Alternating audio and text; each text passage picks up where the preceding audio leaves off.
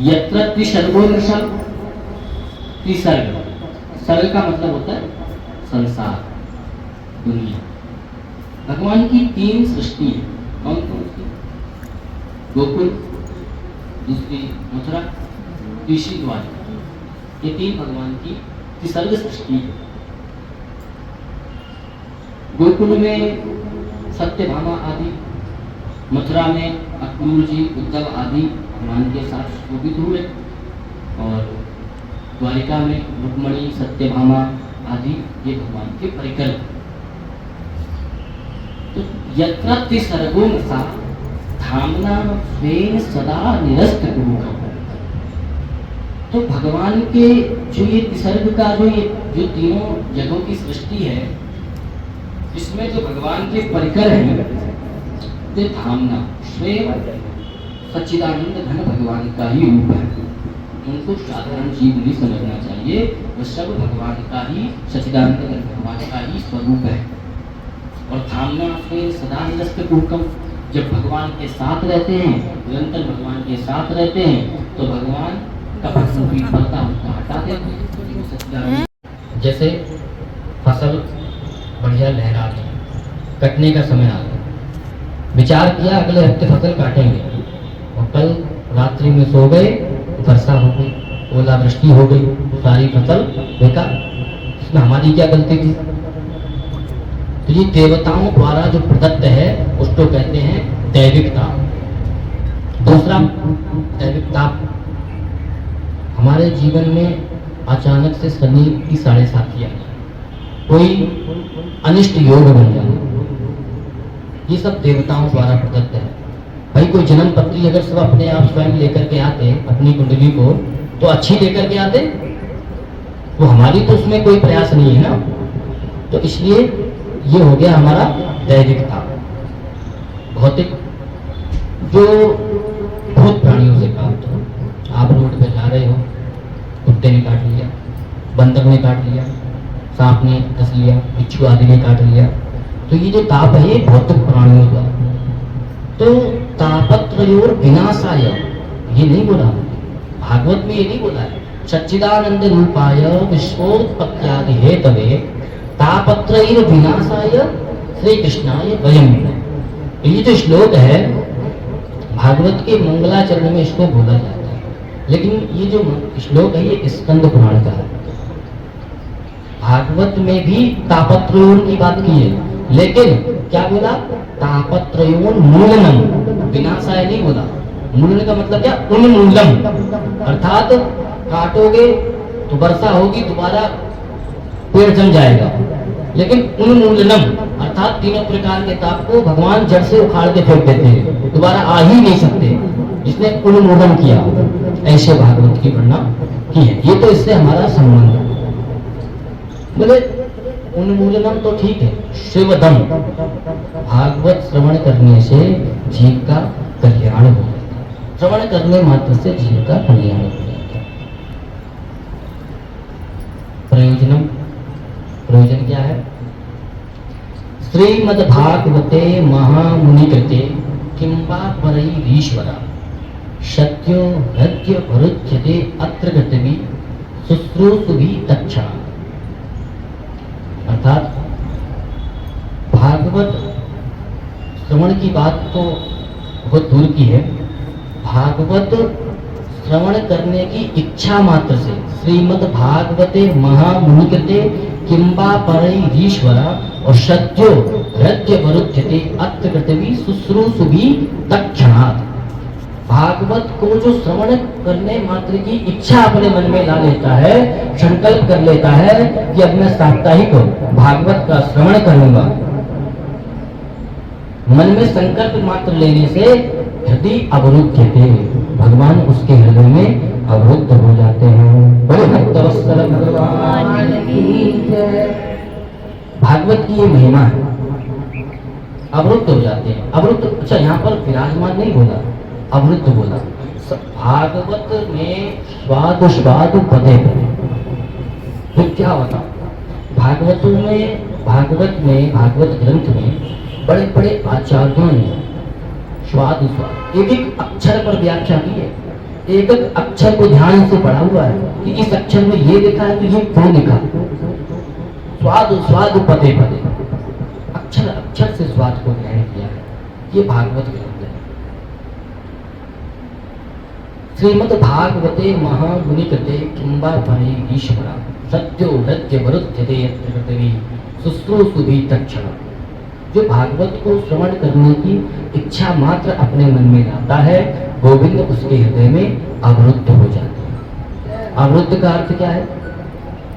अवरुद्ध का मतलब है जैसे आप सभी लोग यहाँ कथा श्रवण कर रहे हो तो आप लोग यहाँ विराजमान हो, अवरुद्ध नहीं हो। विराजमान का मतलब होता है जब आपका मन भर जाए उठो और चल दो, या कोई काम आ जाए तब उठ के चले जा सकते हो। लेकिन आप कथा श्रवण करने के लिए प्रवेश हुआ और उधर हॉल में ताला लग गया। अब गेट खुलेगा जब आरती 6:30 बजे समापन। तो ये तो आप अवरुद्ध हो गए, चाहते हुए भी आप नहीं जा सकते।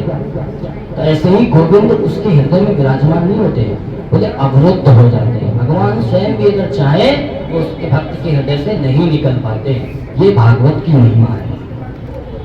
लेकिन भागवत, अब आप कहोगे सुनने की इच्छा तो बहुत से लोग बना लेते हैं। सुनने की इच्छा वही करेगा जिसके सुकृत, यहाँ बोले ना शुश्रूषुभि अर्थात सुकृत, जब हमारे शुभ कर्म फल प्रदान करेंगे तभी भागवत सुनने की इच्छा ही हमारे मन में प्रकट होगी। साधारण प्रकट होगी ही नहीं। आप किसी को बुलाओ, भागवत हो रही है, अरे महाराज भागवत की बात कर दो, या मरने की फुर्सत नहीं। तो ऐसे ऐसे लोग मिल जाएंगे। क्यों? क्योंकि उनके अभी सुकृत उदय हुए ही नहीं। जिस दिन उनके फल एकत्रित होकर के सुकृत फल जब उनको फल प्रदान करेंगे तब भागवत श्रवण करने की इच्छा मन में आती है। ये भगवान की ही कृपा से आ सकते हो, स्वयं चाहे तो इस कथा को श्रवण नहीं कर सकते।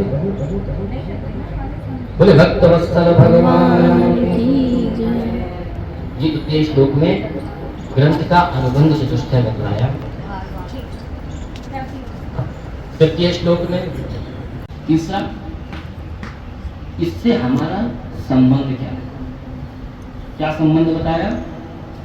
वेद्यम वास्तव मात्र वस्तु सिद्धम तापत्रयों मूलम। वेद्यम, इसको श्रवण करने से वास्तव वस्तु का बोध होता है।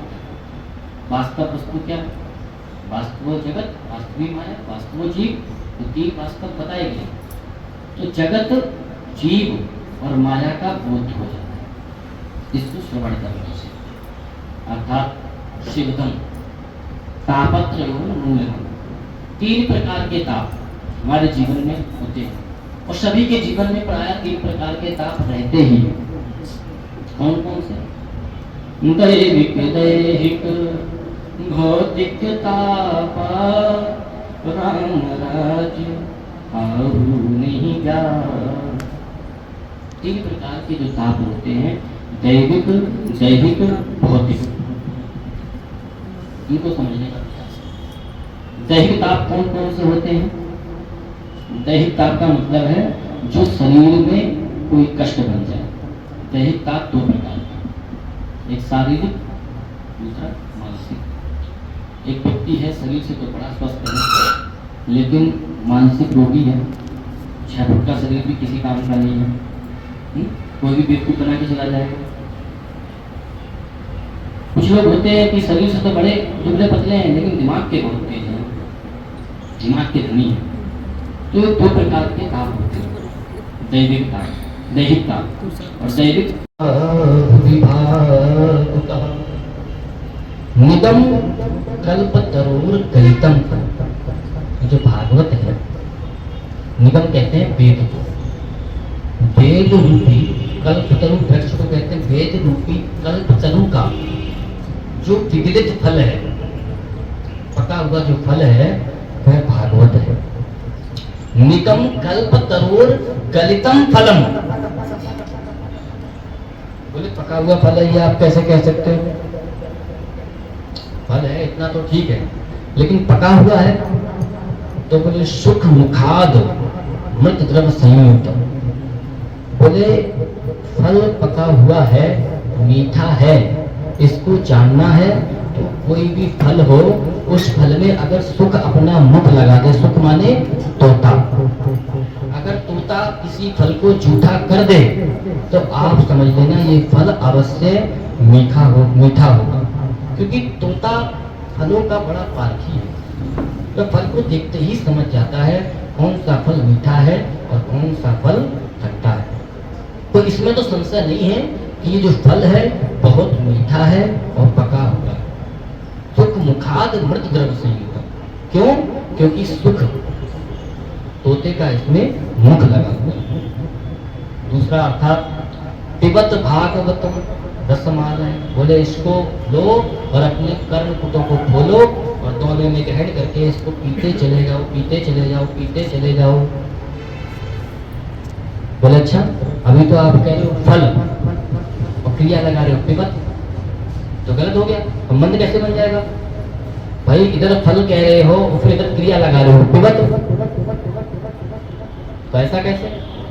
बोले पिबत क्रिया इसलिए लगाई है क्योंकि इसमें त्याज्य पदार्थ नहीं है, इसमें कोई ऐसा पदार्थ नहीं है जो त्याज्य करने के योग, अर्थात छोड़ने के योग, वो त्याग करने के योग, इसलिए इसको पीते चलो। अर्थात तो किसी ने पूछा कि भैया ये आप फल बता रहे हो और ये भी कह रहे हो कि ये फल पका हुआ है? और कल्पतरु शाखा से फल गिरा हुआ है, तो जब फल ऊपर से गिरेगा तो फल कहीं खराब ना हो गया, फट ना गया हो, इसमें मट्टी न लग गई हो, गंदा ना हो गया हो? बोले नहीं, ये फल ऊपर से डायरेक्ट नीचे नहीं गिरा, तो फिर कैसे गिरा? बोले शाखा आया परिपन्न, अर्थात शिष्य प्रशिष्य रूप पल्लव परंपराया शनैय खंड मेवतीर्ण ना तुच्छ निपातेन स्फटितम। अर्थात शाखा में, शाखा के द्वारा आया, डायरेक्ट फल नीचे नहीं आया, इसलिए फूटा नहीं। कौन सी शाखा? भगवान नारायण की शाखा से निकला, भगवान नारायण की शाखा से टपका, ब्रह्मा की शाखा पे अटका, फिर ब्रह्मा की शाखा से जब टपका तो सनक सनंदन की शाखा पे अटका, उनकी शाखा से टपका तो नारद जी की शाखा पे अटका, नारद जी की शाखा से टपका वेद व्यास जी की शाखा पे अटका, वेद व्यास जी की शाखा से टपका तो सुखदेव जी की शाखा पे अटका, सुखदेव जी की शाखा से जब टपका तब शुद्ध जी परीक्षित जी के माध्यम से ये कथा हमको प्राप्त हुई।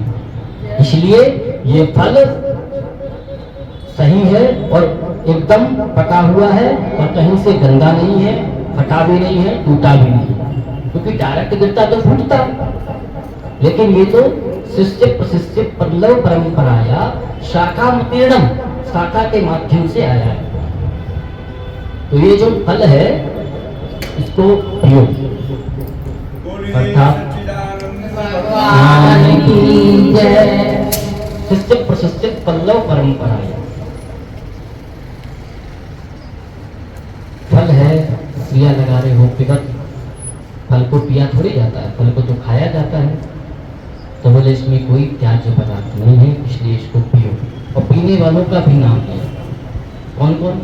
मुहुरहु रसिका भूपि भावुका। अच्छा, बोले रसिक जन और भावुक जन जल्दी आओ और इसको पियो, इसको ग्रहण करो। बोले क्यों, और कोई नहीं पी सकता? बोले रसिक जन और भावुक जन ही इसको पिएंगे। बोले पी तो कोई भी सकता है, ये आध्यात्म का वह दीपक है जो आनंद मानंद टाप की, अर्थात आनंद घाट पे हरिद्वार में पहली बार कथा को किया। हरिद्वार में ही क्यों किया? एकदा हि विशालायां चत्वारः ऋषयो मलां शतसंगर्थं समायत तत्र नारदं। नारद जी तो बद्रीनाथ में मिले हुए थे सनक सनंदन से, तो बद्रीनाथ क्या अच्छी जगह नहीं थी? बद्रीनाथ में ही बैठ के कथा सुना देते। बोले हरिद्वार आने की आवश्यकता क्या पड़ गई, बद्रीनाथ तो ऊपर है। तो बोले हरिद्वार का मतलब है, नाम नहीं है, हरि का द्वार, अर्थात तो ये दीपक दैवी पर जले ताकि अंदर भी उजाला हो और बाहर भी उजाला हो। द्वार पे, हरिद्वार के ऊपर ही पहाड़ प्रारंभ होते हैं, उससे पहले सृष्टि समतल है। तो बोले अगर हरिद्वार में कथा करेंगे तो जो ऊपर भजनानंदी महात्मा बैठे हुए हैं वह समस्त उनको पता चलेगा भागवत हो रही है, तो ऊपर से थोड़े नीचे आ जाएंगे और नीचे वाले वो थोड़े ऊपर आ जाएंगे, तो कथा सबको प्राप्त हो जाएगी। जैसे ही कथा शुभारंभ करी, भृगुर वसिष्ठस्य वनिश्च गौतमो मेघाग्रदेव बलदेवरातो, समस्त ऋषिगण अपने परिवार के साथ आ गए। तो बोले रसिक और भावुक जन ही इसको पी सकते हैं और कोई नहीं पी सकता। बोले नहीं, वेद व्यास जी ने जीव मात्र के कल्याण के लिए बनाया, इसको सब पी सकते हैं, सब श्रवण कर सकते हैं। तो लेकिन आपने इन दोनों का ही नाम क्यों लिया? बोले इन दोनों का नाम इसलिए लिया, ये प्यासे जाते हैं। अब कोई सेठ जी हैं, प्यास तो उनको लगी नहीं है, भरपेट पानी पी के पहले से आए हुए हैं, आपके यहाँ पर मंदिर में आए, आपने बोला पानी पी लीजिए। सेठ जी को प्यास तो लगी नहीं है। सेठ जी पूछेंगे भाई पात्र धोकर के भरा है? बोले हाँ। अच्छा कुएं से लाए हो कि नल से लाए हो? बोले नहीं नहीं महाराज कुएं का है, बिल्कुल शुद्ध। अच्छा ठंडा है कि नॉर्मल है? अब इतने सारे प्रश्न क्यों हो रहे हैं? क्योंकि प्यास ही नहीं लगी। तो ऐसे ही अब यही सेठ जी रेगिस्तान की भूमि में 7 दिन के प्यासे हो और प्यास इतनी बढ़ गई हो कि मरणांत अवस्था हो गई हो, उस समय कोई एक गिलास पानी लेकर के जाए तो ये प्रश्न करेंगे? पहले गिलास लेकर के पानी को पिएंगे, बाद में देखी जाएगी जहाँ से आया होगा।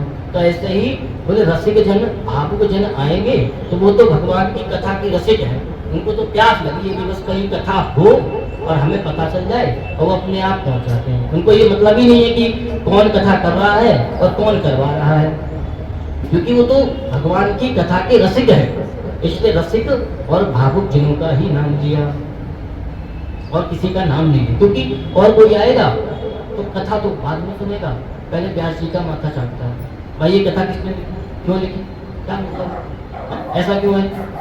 तो ऐसे प्रश्न करेगा ना, कथा खुद सुनेगा, जो वहाँ सुनने वाले बैठे होंगे उनको भी डिस्टर्ब करेगा।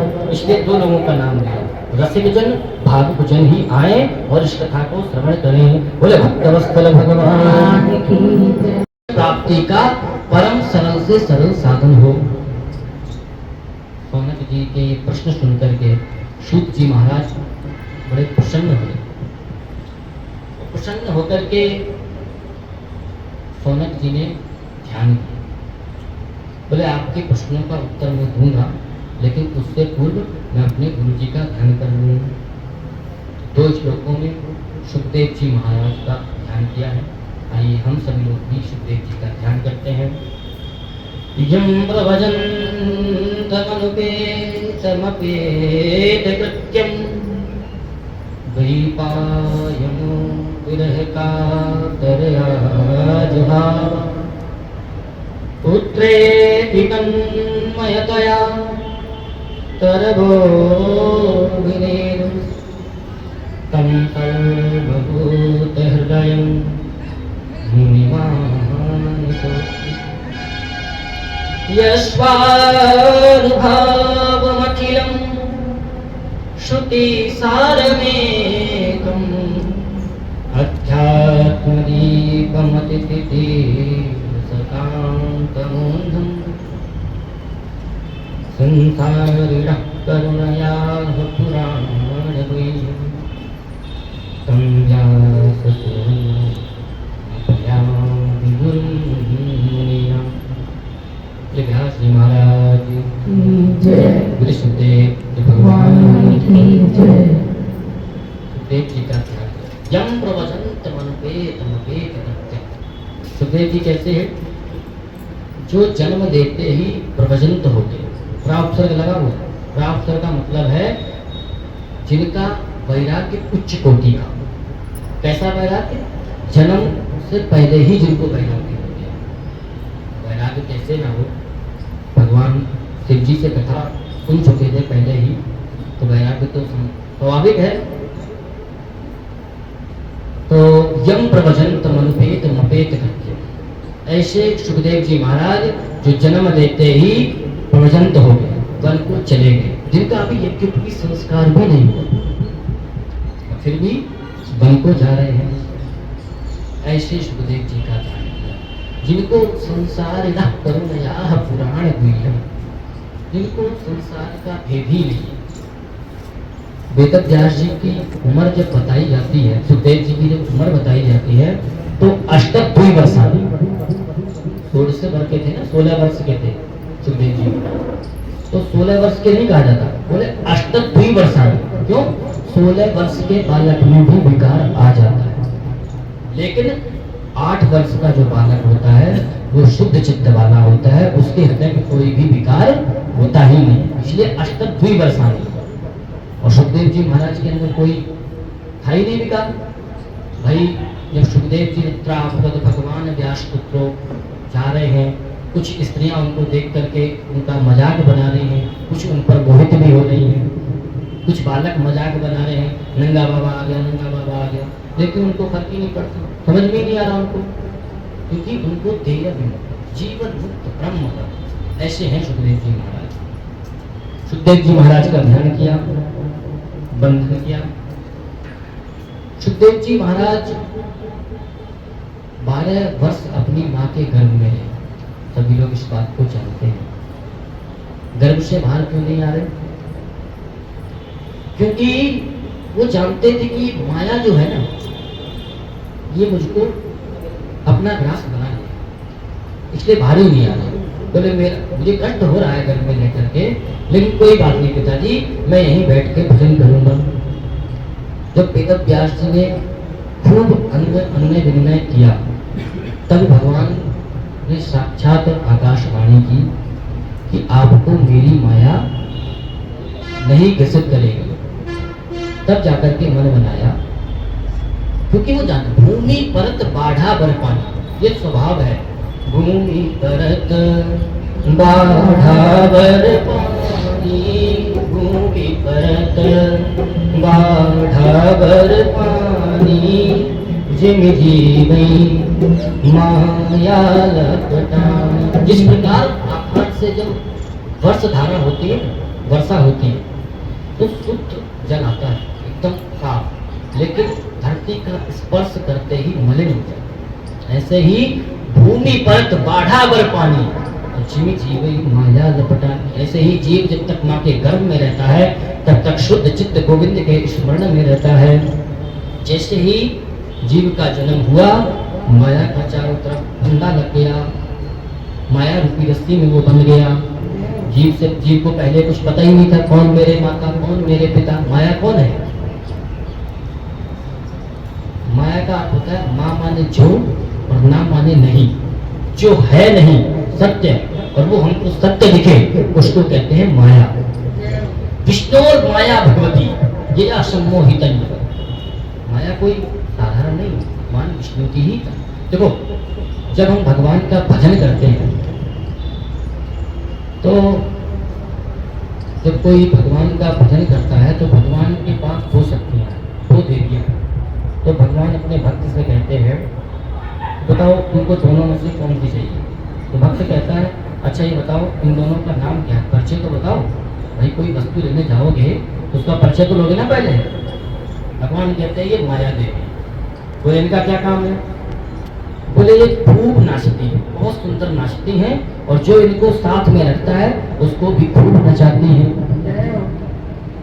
84 लाख योनियों में नचाती ही रहती है। बोले अच्छा। बोले दूसरी देवी इनका क्या नाम? बोले भक्ति। बोले इनका क्या काम है? बोले ये हमको नचाती है।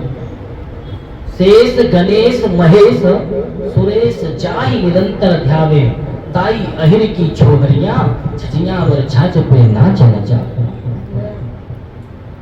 वैकुंठ में जिनका ध्यान करते हैं कौन? शेष गणेश, शेषनाथ भगवान गणेश, ब्रह्मा, विष्णु, महेश, समस्त 33 कोटि देवी देवता जिनका निरंतर ध्यान करते हैं, जिनकी निरंतर वंदना करते हैं, ऐसे परमात्मा फिर भी कदाचित ध्यान में आ जाए तो भगवत की विशेष कृपा समझे। ऐसे परमात्मा से गोपियां क्या कह रही हैं कि कन्हैया छठियां पर छाछ पे नाच नचा। गोपियां कह रही हैं कि कन्हैया 2 ठुमके मार के दिखा, मैं तेरे को चिल्लू भर माखन खिलाऊंगी। बताओ, माखन के लालच में उस परमात्मा को नचा रही है, क्यों? भक्ति के वसीले। तो वो इसलिए भगवान प्राय किसी को भक्ति नहीं देते, भगवान माया ही देते हैं। बोले इसी को ले जाओ, इसको नचाओ और तुम भी नाचते रहो, क्योंकि भक्ति दे देंगे तो फिर हमें परेशान करोगे, हमें नचाओगे। इसलिए भगवान भक्ति किसी को जल्दी से नहीं देते। तो माया से कैसे बचा जाए, ये भगवान की कृपा से, क्योंकि संसार में सब माया माया माया सब भजे, माधव भजे न कोई। माधव का अर्थ क्या है? माँ माने माया, धा माने स्वामी, जो माया के स्वामी हो। माया माया सब भजे, माधव भजे न कोई, जो कदापि माधव भजे, माया छेदी होय। जिसने कदाचित भगवान का, माधव का ध्यान कर लिया तो माया भी उसकी चेली बन जाती, माया भी उसकी दासी बन जाती, तो उसको परेशान नहीं करती, माया उसकी दासी बन जाती है। दास तो हम कौशलेंद्र, माया उसी की दासी बनती है जो अपने आप को कौशलेंद्र का दास मानता है, भगवान का दास मान के रखता है। बोले भक्त भगवान की जय।